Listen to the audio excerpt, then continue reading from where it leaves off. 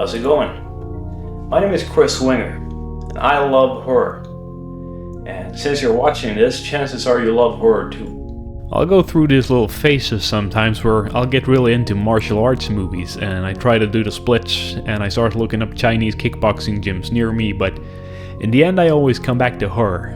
And every time I do, I feel like, yes, this is me, this is what I love, this is who I am. But why? If you're a horror nerd like me, then I'm gonna guess you weren't exactly captain of the football team back in high school. Cause I sure as hell wasn't. Hey Jimmy, you wanna go do some sports? Of course, I love sports.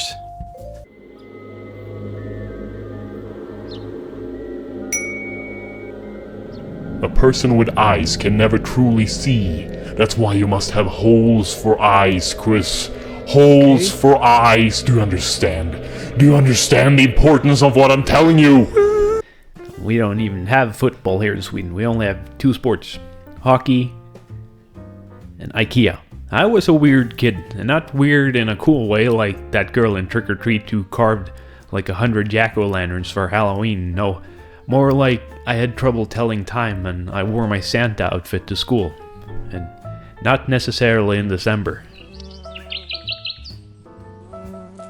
Sometimes I felt like all the other kids must go to some other school on their free time where they learn all the stuff that I don't know.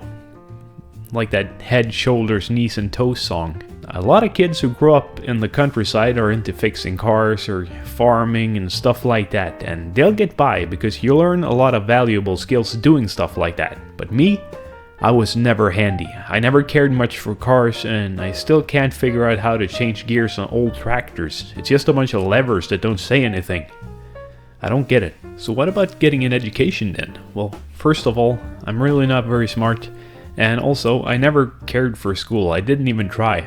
But I always had a vivid imagination, and that's where I'd go most of the time, and I still do. I've always loved to make up my own little worlds and fill them with characters and stories, and for as long as I can remember, my biggest passion in life has been art. And by that I mean drawing and painting.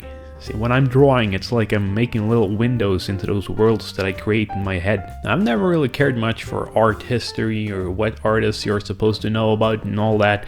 I've always liked what I like. The stuff that inspires me is what I'm interested in. I'm the same with movies or music or books. I feel like I should be reading Dostoevsky, but honestly that sounds really boring. And I just bought a bunch of Richard Lehman books. Look at these covers. Beautiful. Yes, I buy books because I like the covers. So yeah, even though art is kind of my thing, I don't exactly fit in with art people. They're too intellectual. I feel like they're gonna quote stuff that I don't know and then they're gonna look at me funny. And I don't quite fit in with all the cowboys out here in the countryside either. I'm just kidding. We don't have cowboys in Sweden. We only have two kinds of people. Hockey players and IKEA. So where do I fit in? Here! Underneath my desk! Ow! Horror.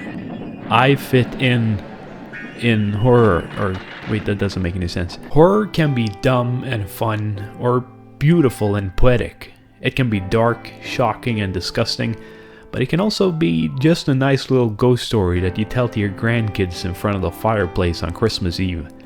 It can deal with dark themes and at the same time be heartwarming and wholesome, like A Christmas Carol.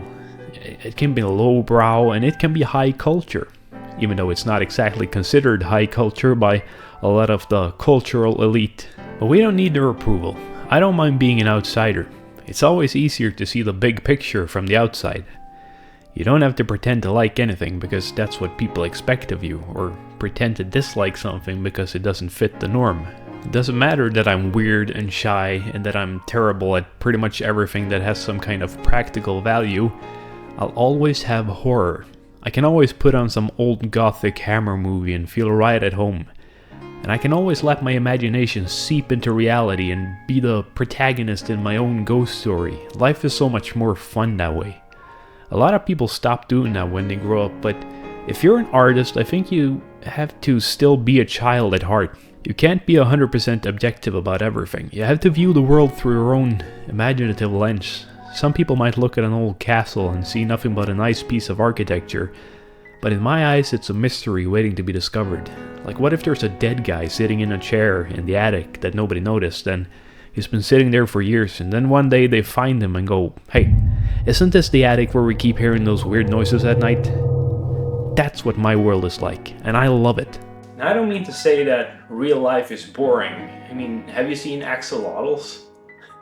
Wow. But I prefer to live my life somewhere in between reality and fantasy. Or reality and nightmare, in my case, I guess. Of course, there are more things on my mind than spooky castles and ghosts and vampires. I love Christmas. I love big, dumb, friendly dogs. I love pine trees. Sometimes you just gotta take a break from all that spooky stuff and just look at some pine trees. Here's the pine tree by the pond near my house.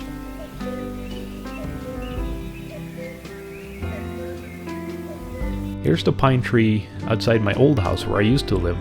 This is from Google Maps, and it's not really doing it justice. I used to be able to see this pine tree from my desk where I'd sit and draw, and during the golden hour when the sun would shine just right on it, it would glow with that beautiful orange color.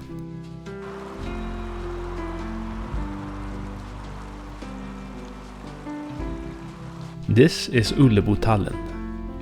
With a height of 27 meters and a diameter of 4.4 meters, it is probably the thickest pine in Sweden.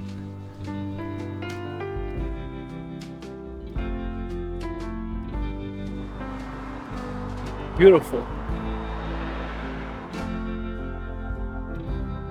I love pine trees. I'm not sure what my point was with this video. This is the kind of stuff I think about when I vacuum usually, so I'm just thinking out loud in this YouTube videos. But I hope you guys like listening to me thinking out loud, because there's a lot of stuff going on in my head that I'd love to share with you guys.